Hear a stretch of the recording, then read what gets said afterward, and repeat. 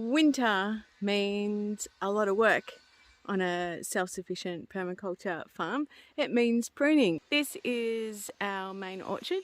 I've already started pruning, which is pretty amazing. I've done all the figs in the chalk area, and these are mainly apples and pears, and planted a few more citrus in here because we lost all our citrus in the fires. This is the last of the apples for the guinea pigs.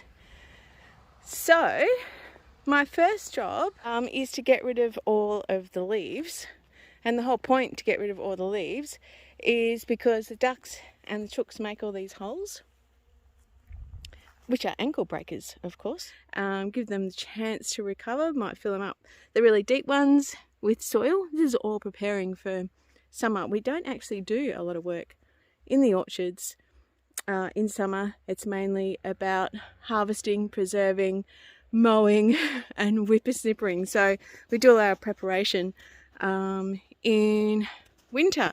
So to do this pear, as you can see from last year's pruning, it's just about to touch the netting, and I'm going to do this one too, same thing. So I prune them back pretty hard. So basically you can see where I pruned last year. You can see that's the new fruiting growth and that's the old growth. So I'll prune to about there for these guys. I'll get rid of a lot of the water sprouts. This one's got a lot of water sprouts up the top, so I'll be getting rid of them. This other job I've got to do is, so all of this stuff, all this lichen has to come off all the trees. If you leave it on, what will happen is that they'll eventually ring bark the tree. So you've got to get all this off, and I'll make up a soapy solution to get all that off. And also this sort of stuff here too, all that's got to come off too. All of that has got to come off the fruit trees. We have these covers around all of our trees, and that helps protect them from the guinea pigs, because the guinea pigs mow our lawn. We don't actually do any mowing in here. So I've got to pull all these up and get all of the grass away, because this can stay damp and cause rot. So I've got to get all that away.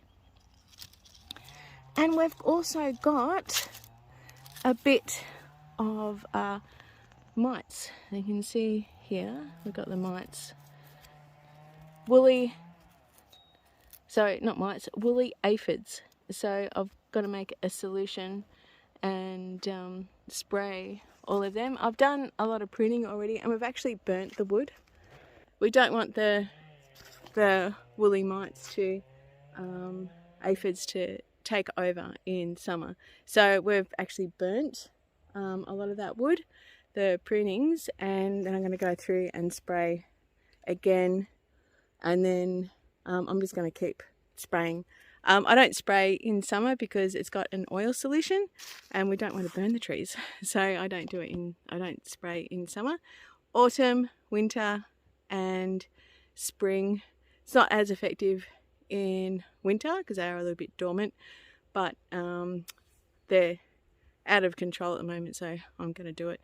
So done a little bit of blowing, have run out of battery, so I'll get some more batteries after lunch, but that's a considerable amount of leaves here. So this is all resource, and I'll get all this into one big pile and compost this. Oh, yummy. So the thing about blowing out all the leaves is that it uncovers other issues that we need to deal with. Like, so you can see here we had quite a lot of rain, and so all these divots in the orchard, that's just going to expose roots from the fruit trees, So, and of course, like, the rain wasn't that heavy, but the ducks get in there and they they get in there and they nuzzle around and they make the holes bigger. So we need to fill those in before they become a problem. And also, this sort of thing I uncovered that I've got to deal with is things like this. If I leave this unattended, it's just going to be a terrible breeding ground for fruit flies. So you can see there's just that little bit of rotten fruit on the ground that the piggies and the ducks and the chooks didn't get. So all that was covered by leaves. So now I can deal with that. I can pick them all up and I can put them in. I think, well, why don't you just leave them there and let them compost?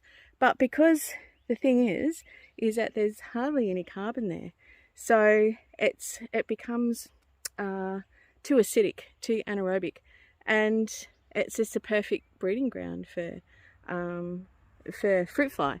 So instead, what I'll do is I'll mix them up with these leaves, mix all the rotten fruit up with all of these leaves, and I'll put them into a hot compost. I'm going to do a tad bit more pruning before lunchtime.